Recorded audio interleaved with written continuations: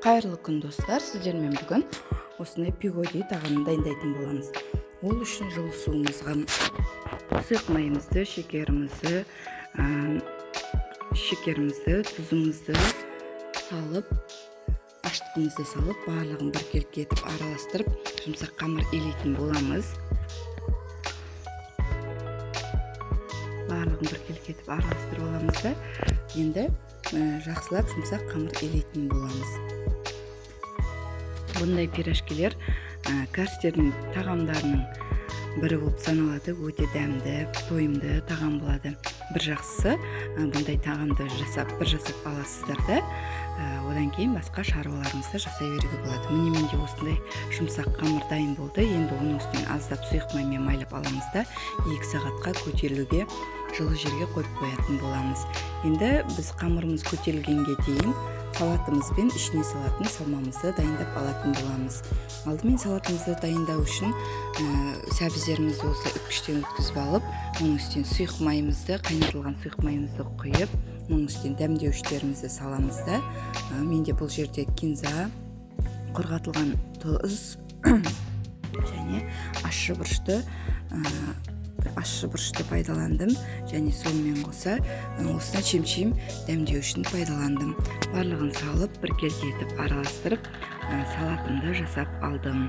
Енді салмасын дайындау үшін мен орам жапырақтардың барлығын біркелкі етіп осылай турап алдым да, тартылған етіммен бірге барлығын аздап отта қуырып, одан кейін 10-15 минуттай буда пісіріп алдым. Міне осылай менде салмам дайын болды.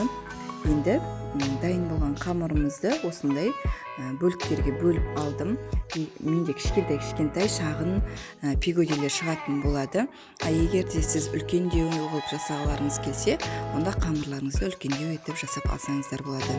Қалауыңызша ішіне салмасын салып, міне осындай пигоди бәліштерді, яғни түйіп аламыз да. Міне осы видеода көрсетілгендей барлығын манты қазанға жақсылап орналастыратын боламыз.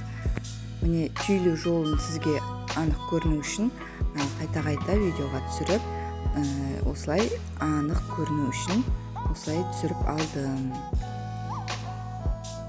Міне осылай түйіп, ішіне қалауыңызша салмасын салып, осылай жақсылап жасап алдым.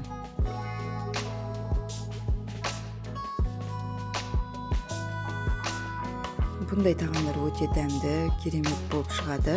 Бір жақсысы бір жасап аласыз да, одан кейін манты қазанға салып жіберіп, басқа шаруаларыңызды жасай берсеңіз болады.